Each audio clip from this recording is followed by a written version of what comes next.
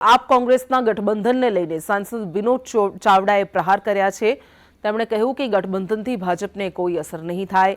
ગુજરાતના લોકોએ હંમેશા વિકાસને મત આપ્યો છે।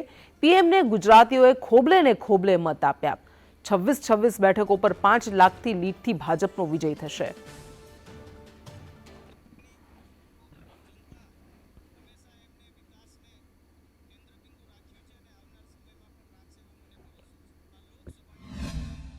આ લોકસભાની ચૂંટણીની અંદર પણ મોદી સાહેબને જે પ્રેમ ભૂતકાળમાં મળ્યો છે, ભારતીય જનતા પાર્ટીને સહકાર ભૂતકાળમાં ગુજરાતની જનતાએ આપ્યો છે, એ પ્રકારે આ ચૂંટણીની અંદર પણ મળશે।